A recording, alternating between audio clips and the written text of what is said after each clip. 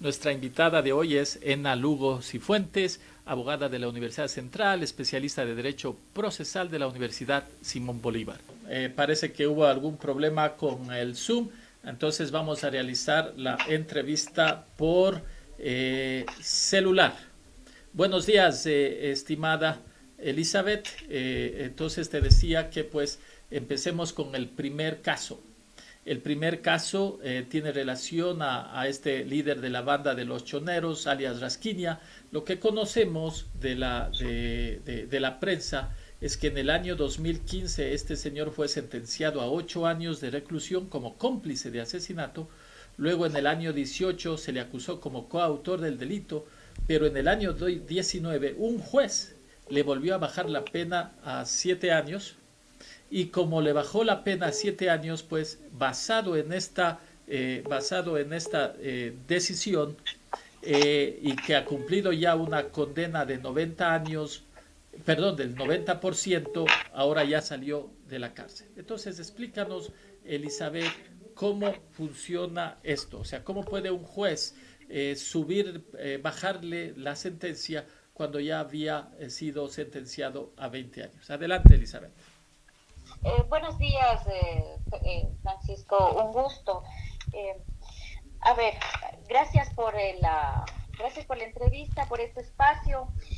Respecto a la consulta, a la pregunta que se realiza, revisados los recaudos procesales que constan en el sistema, efectivamente el señor Jorge Luis Zambrano, alias Rasquiña, miembro de la banda Los Choneros, en el año 2015 fue efectivamente sentenciado a 8 años de reclusión bajo las penas establecidas en el Código Penal y Código de Procedimiento Penal en su orden, ¿no? Porque fue sentenciado como cómplice de un asesinato. Sin embargo, de aquello, el 29 de septiembre del año 2017, el Tribunal de Alzada, que es la Corte Provincial, reforma efectivamente la pena, tomando en cuenta que de los recaudos procesales y de la petición realizada por la Fiscalía en ese momento, se pudo lograron determinar que el señor no era cómplice, sino coautor del delito, razón por la cual efectivamente a él se le tenía que cambiar el modo de la sentencia. Esa es la explicación lógica por la que a él le subieron la sentencia en la cantidad de años, de la pena establecida para este tipo de delitos. ¿Ya? Tanto así que en el recurso de casación establecido, la Corte Nacional revisa el proceso, revisa los recaudos procesales y obviamente rechaza el recurso de casación, quedando en firme la sentencia subida en grado, realizada por el Tribunal de Alzada, como explico. Esto es la Corte Provincial que conoció la causa. Vuelvo a insistir, revisado en el sistema judicial, no existe un tercer fallo en el que un juez le baje la sentencia y de ser efectivamente cierto que conste esa rebaja de sentencia por un juez de primera instancia que ya no tendría competencia toda vez que los tribunales de alzada conocieron, sería ineficaz, puesto que el fallo emitido por la Corte Provincial se encontraba en firme. Entonces la pena del señor efectivamente se tenía que cumplir los 20 años. ¿Y entonces eso qué significa? ¿Que la jueza que permite su salida hizo una acción ilegal? Exacto, de existir, a ver, para no hablar de ilegalidades, de existir que efectivamente que un juez de primera instancia volvió a reformar esa sentencia. Vuelvo a repetir, revisado en el sistema no consta un tercer proceso o que otro juez haya conocido la causa. Efectivamente hay un error y el señor estaría gozando de un privilegio que todavía no le corresponde, porque al haberse tratado de una sentencia de 20 años, el señor no habría llegado a cumplir el 90%, que es uno de los requisitos para poder solicitar la prelibertad y gozar de de todas aquellas normas que le establecieron, porque entiendo que el señor se encuentra con un dispositivo de seguridad, tiene que presentarse cada lunes en la unidad judicial que le señalaron, y todo este tipo de aspectos normativos, ¿no? Ahora, a este respecto, también la prensa nos indica que el Consejo de la Judicatura resolvió iniciar sumarios disciplinarios contra la jueza de la Unidad Penal de Garantías Penitenciarias, la señora Alcira Benítez, por las acusaciones dentro del pedido de prelibertad de este señor Zambrano. ¿Qué significa cuando se es un sumario disciplinario? ¿Qué va a pasar con esta jueza? ¿Le van a seguir un juicio? ¿Le van a sacar? ¿Le van a dar una multa? ¿Cómo funciona eso? Ya, los sumarios administrativos son expedientes que se aperturan adecuados a las conductas que el Código Orgánico de la Función Judicial ha establecido como no adecuadas. Y es el procedimiento para todos los servidores públicos. Efectivamente, existe esa instancia en la que administrativamente se tiene que investigar los hechos que han sido denunciados o que han sido puestos en conocimiento de la Administración General a efecto de poder librar el debido proceso para todas las personas a las que se les encausa, ¿no? Sea en la justicia ordinaria, sea en la parte administrativa, todos tenemos derecho a la legítima defensa y a un debido proceso. Entonces, este sumario administrativo, ¿qué es lo que va a acarrear? Como llegó la noticia fue pública, fue social, la norma penal lo que establece es la sanción que el Estado le puede dar a quien ha cometido un delito. Entonces, ¿qué es lo que va a llevar a establecer que la señora jueza efectivamente emita todos los recaudos que le hicieron a ella sancionar esta medida que fue solicitada por la persona que estaba cumpliendo una sentencia? Pero, ¿y si ella llega a ser culpable, ¿qué pasa con eso? Si a ella si ella llega, como si se llegara a establecer que efectivamente la señora no cumplió con los parámetros normativos, no verificó que efectivamente el señor tenía una sentencia en firme ratificada por la Corte, emitida por la Corte Provincial de la provincia en la que se sustanció la causa, que todos aquellos recaudos, la señora recibirá todas las sanciones que corresponden, y esto quedará a revisar la sanción que emitan con la resolución el Consejo de la Judicatura. ¿Pero qué sanción sería? ¿De qué sanción estamos hablando? Estamos hablando de sanciones graves que puede ser suspendida. Ajá. Puede ser suspendida y llevada a la causa sale de competencia de la Corte, del Consejo de la Judicatura, y se sustanciaría una causa en área judicial. Ya. ¿Y esto sí. cuánto tiempo dura todo este proceso investigativo? Estos procesos duran entre 30 y 90 días. La verdad no. Voy a hablar un poco al conocimiento anterior porque no he revisado el reglamento actual que tiene el procedimiento de quejas y de sumarios administrativos en contra de los operadores de justicia, puesto que normalmente esas son reglas internas que se manejan y son tiempos que establecen. Sin embargo, toman entre 3 y 4 meses y depende de todas las etapas de impugnación que se tiene en esa instancia previo a que pase a la instancia judicial. Ya. Bueno.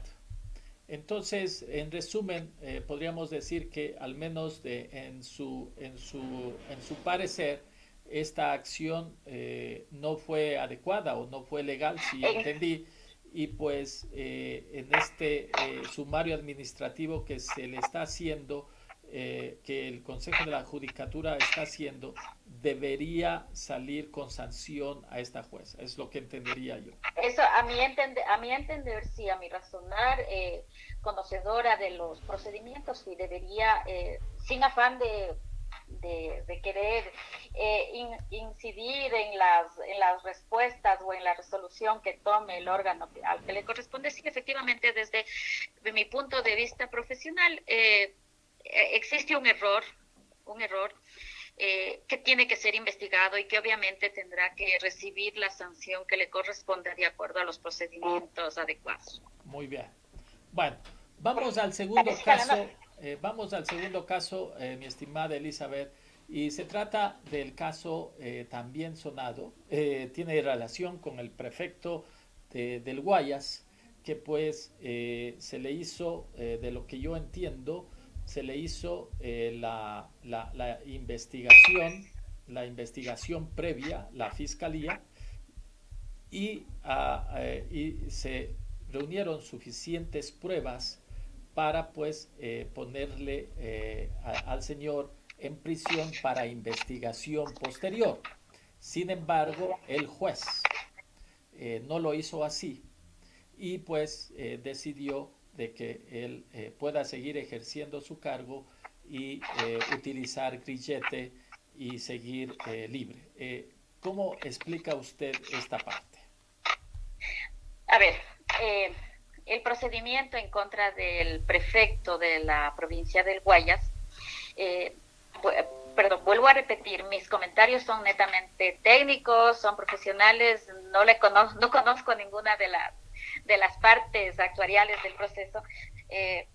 Sin embargo, de la revisión que he realizado también de la causa, el procedimiento realizado en contra del prefecto Carlos Luis Morales, prefecto de Guayas, a mí me parecía adecuado. Me parece que es adecuada inclusive la actuación realizada por el juez de la causa, tomándose en consideración inclusive que el señor prefecto goza de fuero de corte. ¿Qué quiere decir? Que al ser él una autoridad, a él no le puede sustanciar o no le puede perseguir un juicio, procesar un juez de primera instancia, razón por la que conoció el proceso el presidente de la Corte Provincial del Guayas. Entonces, revisado el proceso, efectivamente, el trámite realizado fue el adecuado. ¿Por qué fue el adecuado? Llegó la notificación, se elevó un proceso de investigación y la orden, la medida solicitada por la Fiscalía de aprehensión para el señor Morales, tanto para él como para el equipo que fue llevado a órdenes de la Corte, son con fines investigativos y de conocimiento que se le sigue la causa, basándonos en los principios del debido proceso, de la inmediación y de la legítima defensa, así como a estar comunicado del proceso que se le investiga al señor. ¿Ya? Para cumplirse con todos estos preceptos y las garantías constitucionales, para eso fue convocado el señor a la sala de audiencia en ese momento. No era un proceso de flagrancia en el que se le iba a elevar una audiencia de formulación de cargos. No. Esa parte me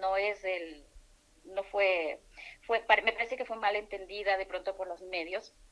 Entonces, el procedimiento fue el adecuado y al haber presentado el señor prefecto del Guayas todos los recaudos, justificarle al juez de la causa que llevaba el arraigo que tiene en la ciudad, la autoridad, el rango que le corresponde y los bienes en el desarrollo del acta resumen de la audiencia, se observa que efectivamente el señor Morales le ofreció al juez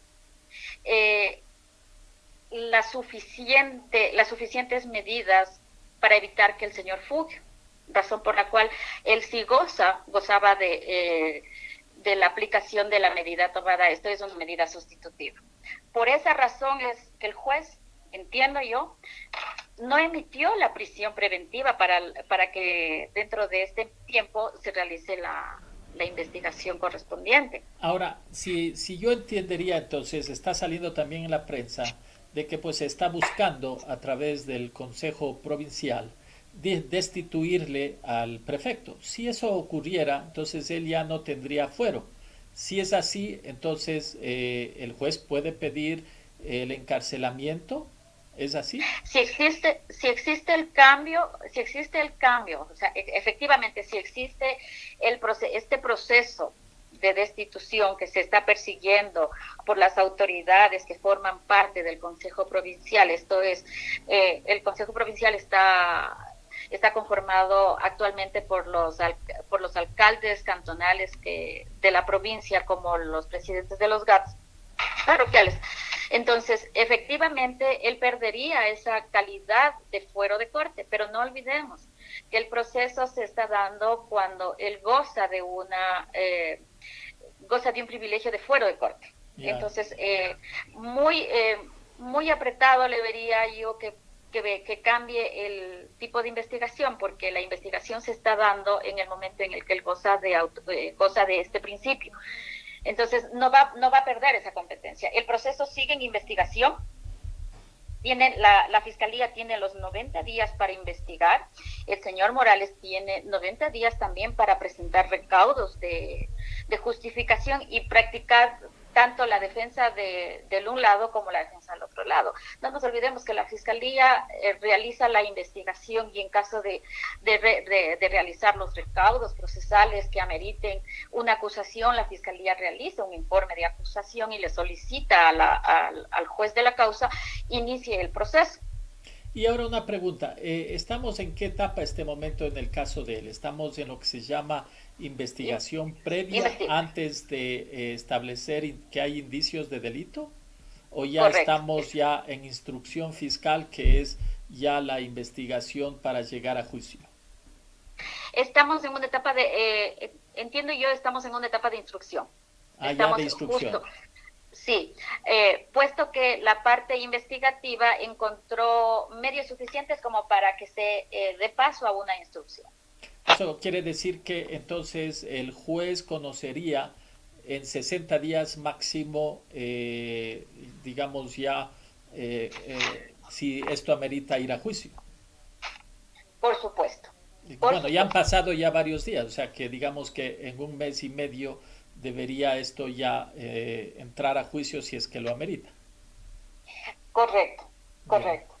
Porque lo que más había llamado la atención a la ciudadanía en general es ¿por qué salió liberado el señor Morales y salió solo con prisión? Hay procedimientos que la norma establece, que el Código Orgánico Integral Penal ha establecido en concordancia con la Constitución y otras reglas de aplicación. Entonces, claro, lo que se dio fue una aprehensión para proceder con la individualización de cada uno para poder llevar a cabo la primera fase. Ya. Esa nada más, ahorita se encuentra abierta la instrucción, efectivamente, en el que le otorgó el señor juez a la Fiscalía los 90 días para que se concluya con la investigación. Muy bien, entonces, en conclusión diríamos de que lo que se espera ahora es seguramente alrededor de 45 días para que el juez conozca y decida si esto se lleva a juicio. Bueno. Claro. O sea, se esperaría técnicamente que la Fiscalía realice la investigación completa, reúna todos los recaudos procesales que hagan prever que efectivamente existen los indicios de responsabilidad por los cuales se tiene que iniciar un proceso penal, iniciar el juicio, ¿no? Ahora, a ese respecto, en el caso famoso del hospital de Pedernales, y en el cual el diputado, el asambleísta, está preso. ¿Por qué la diferencia con respecto al prefecto? O sea, ¿cuál es la diferencia? ¿Por qué él sí está en la cárcel y por qué no el prefecto? O bueno, ya entendimos el prefecto, pero ¿por qué está entonces en la cárcel el asambleísta? Asambleísta Mendoza. Sí. Ya. A ver, tomemos en cuenta los principios, como principios básicos que son autoridad.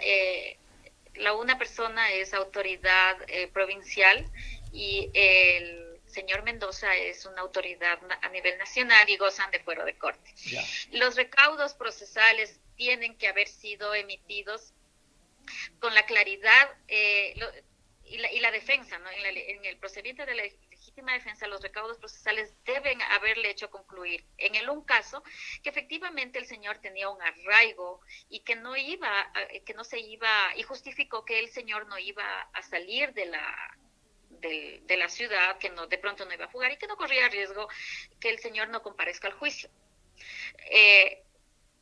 Ese es un primer caso, razón por la que se entiende el juez le concedió las medidas alternativas o sustitutivas de la prisión preventiva, puesto que tomemos en consideración que la prisión preventiva es una medida como de última instancia, digámoslo, que el juez puede aplicar. ¿Ya? Para eso siempre va a ponderar la defensa en libertad. ¿Ya? En cambio, acá en la Corte, tomemos en consideración que al asambleísta Mendoza me parece que le estuvieron buscando, le estuvieron ubicando, y cuando lograron encontrarlo, lo tuvieron que traer. Entonces, claro, cuando se desarrolla la audiencia, a la jueza que llevó la causa en esta primera fase, claro, no le convenció de pronto el arraigo que estaban presentando, razón por la cual no tuvo más remedio que aplicar la medida extrema, que es la de la prisión preventiva, para garantizar la presencia del investigado o acusado, del investigado en esta causa, al proceso. Esas son las razones. Son razones de desarrollo de las actuaciones y de los jueces. De las competencias, exacto, de las pruebas que se desarrollan. Y en este caso entendería que también en el caso del asambleísta están en instrucción fiscal, y que las pruebas que la fiscalía tiene que presentar sería en 60 días máximo para ir a juicio. ¿Es así? Correcto. Estamos en etapa. Exacto, o sea que deberíamos esperar en un mes y medio, casi 2 meses de nuevo, de que ya empiece el juicio penal. Así es. Dejándose también a salvo de que de pronto puedan pedir una ampliación de plazos. Okay. Puesto, o sea, hay que también aclararle a la ciudadanía que todo esto tiene el proceso, más allá de que a veces nos resulte un poco incomprensible. La ley, los procedimientos legales están estructurados a efecto de que todas las partes tengan el tiempo suficiente para poder descargar de un lado y de otro las pruebas que les corresponden. En el un lado es las pruebas fehacientes que hagan, que convenzan que efectivamente existió un delito. Muy bien. Y la otra persona se va a defender, obviamente, descargando la no responsabilidad o la no autoría, para que inclusive los tipos penales no sean a los que se están yendo, sino inclusive se puedan cambiar. Okay. Eso es medio complicado, pero... Y ahí te quiero hacer una pregunta. ¿Por cuánto tiempo, por ejemplo, los acusados pueden pedir un aplazamiento o que se aplace la instrucción fiscal? Por lo general, la fiscalía, cuando le ha llegado una noticia que todavía le falta tiempo para realizar los recaudos, es quien solicita y quien justifica de manera sumamente legal, sumamente motivada esa derivación de una suspensión de plazo, y que está en manos del juez que conozca la causa el poder aprobar ese aplazamiento, que normalmente no son muy largos. Estamos hablando de que 1 mes, 15 días, 2 meses. Un mes más o menos, sí. Ok, muy bien. Bueno, entonces hasta ahora hemos entendido estos 2 casos, el del prefecto y del asambleísta, que están ambos en instrucción fiscal. Entendimos también un poco por qué el uno está en la cárcel y por qué no el otro, y pues esperaríamos que en un plazo, bueno, si no hay aplazamientos, en un par de meses deberían entrar a juicio. Vamos al último, que es el tema de Abdalá Bucaram. Asimismo, no está muy claro de qué le acusan a él y por qué es que, de nuevo, no quedó preso, sino que pues le permitieron ir a la casa y no sé si él tiene grillete, pero está en la casa, entiendo, también custodiado y no puede salir de la casa. A ver, el caso del señor Bucaram, a él a él le realizaron una intervención por una investigación derivada de las denuncias sobre los insumos médicos. ¿Sí? Ese fue el procedimiento realizado, porque se presumía que efectivamente había un hecho que investigar respecto del manejo de los insumos. Eso se encuentra en una etapa de investigación y se realizan todos estos operativos a efecto de poder recaudar las pruebas que correspondan. En el momento mismo de la ejecución de este acto, que fue conocido públicamente, acto y notorio, se encontraron con un arma de fuego. Ya. Sin que tenga los permisos correspondientes. Esa es la razón que motiva el que le lleven al señor Bucaram a audiencia. Y como él ya no goza de ningún privilegio, claro, la audiencia de él fue sustanciada por un juez de primera instancia. Ya. Ya. Claro, entonces en el acta resumen que se encuentra en el sistema, lo que se puede revisar es que efectivamente al señor Bucaram Ortiz se llevó a cabo una audiencia por posesión y uso de armas de fuego que fue producto de un allanamiento por otra investigación.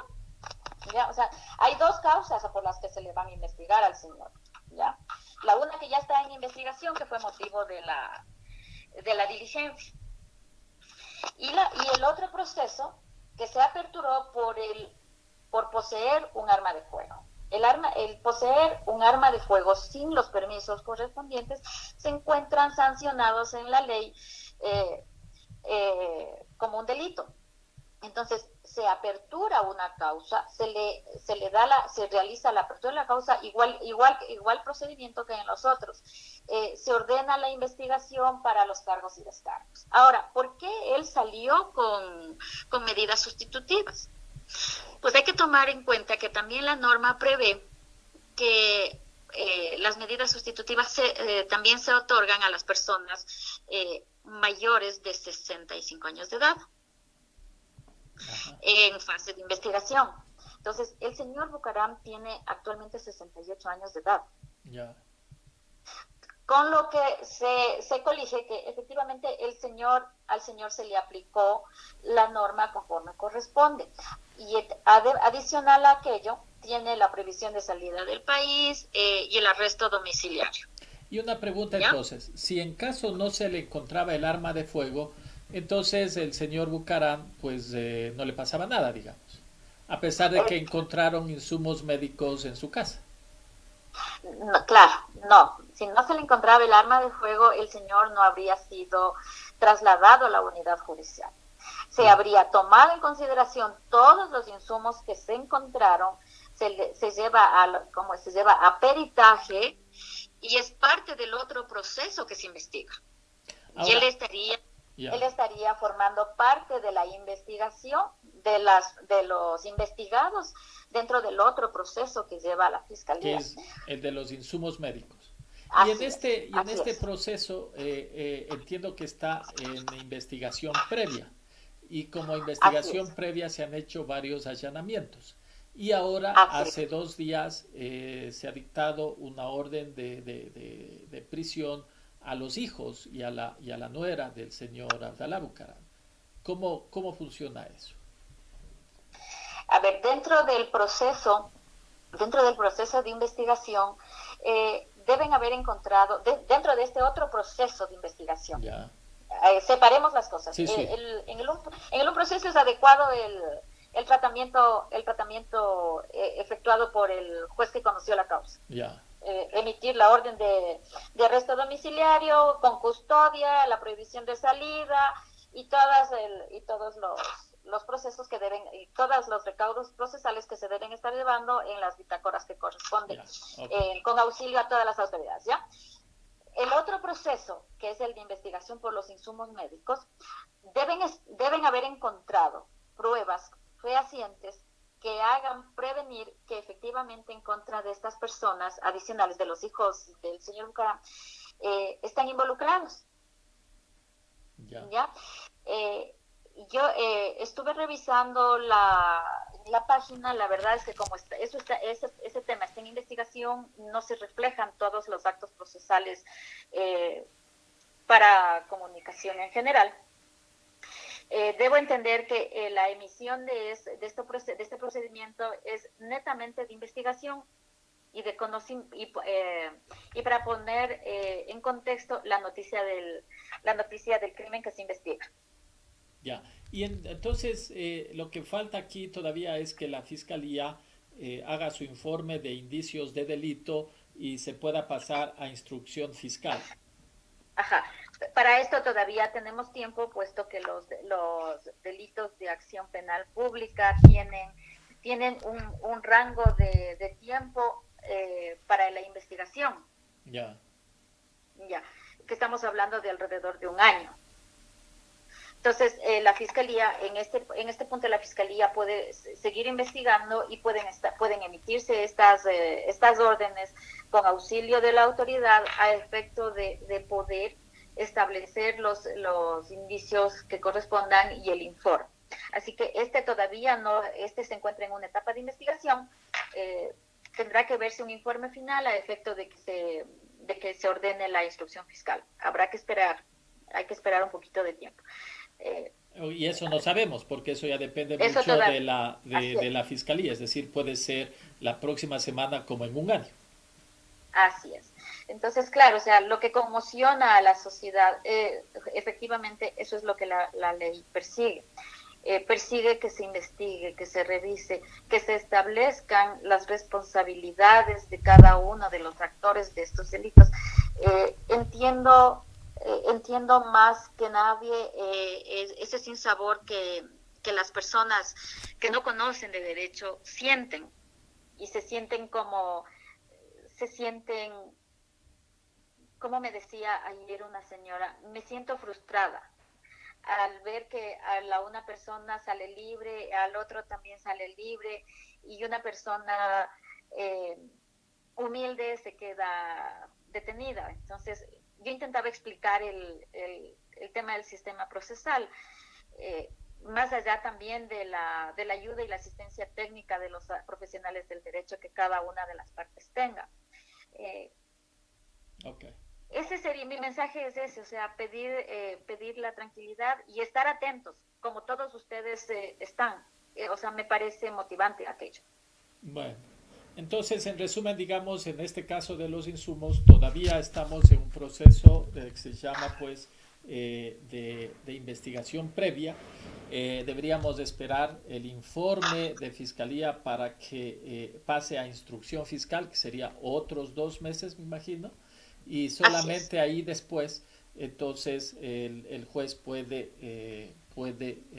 llevar a juicio penal. O sea que en este proceso, en realidad, todavía hay bastante tela por cortar y tiempo que debemos esperar. Exacto, porque se tienen que encontrar todo, porque esto no es una red, esto no es una red en la que están solo los involucrados que se mencionan en los medios, ¿no? Hay muchas personas más. Entonces son redes y redes que supongo yo la Fiscalía debe tener el rastreo. Ya. Bueno, ya estamos pasándonos de tiempo. En realidad siempre es importante, mis amigos, le agradecemos a la doctora Ena Elizabeth Lugo Cifuentes por habernos explicado. Como les digo, es verdad lo que dice ella. Muchas veces para nosotros es muy frustrante de que pues las personas ocurra lo que está ocurriendo, pero también es responsabilidad nuestra entender qué es lo que el código orgánico penal y los procedimientos dicen sobre la ley para que se pueda hacer justicia. Quizás unas últimas palabras, Elizabeth, a tu parecer, el código, como le llaman, el código orgánico penal, el que está actualmente funcionando, ¿debería ser cambiado, requiere ser modificado o los procesos jurídicos como tú nos has explicado deben ser así? ¿Cuál es tu criterio? A ver, para concluir, a mi modo de estudio, considero que sí, debería haber una reforma. Los procedimientos, a mi parecer, los procedimientos son adecuados. Sin embargo, sí merece una reforma.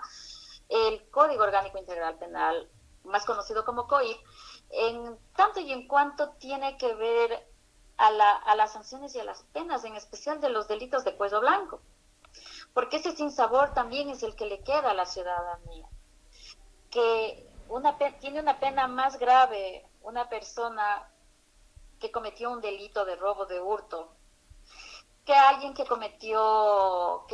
que fue sancionado por cohecho, por tráfico de influencias, por concusión, por todos estos delitos. Las penas son muy blandas. El monto de la pena, el tiempo de la pena son 5 años. O sea, en ese punto sí, o sea, debo ser crítica. Los delitos de cuello blanco deben ser cambiados en su tipicidad, deben ser endurecidos, deben ser muy endurecidos, al igual que las penas, al igual que estos petitorios de los cumplimientos de la pena y solicitar las prelibertades. Eso tiene que ser regulado, tiene que ser mucho más endurecido, porque ¿cómo vamos a disciplinar a nuestra sociedad? Ya. Esa es la única interrogante que dejo. Si no disciplinamos a nuestra sociedad y no le enseñamos lo que es bueno y lo que es malo, no estamos haciendo un buen deber de justicia. Ya. Ese es mi punto objetivo de vista.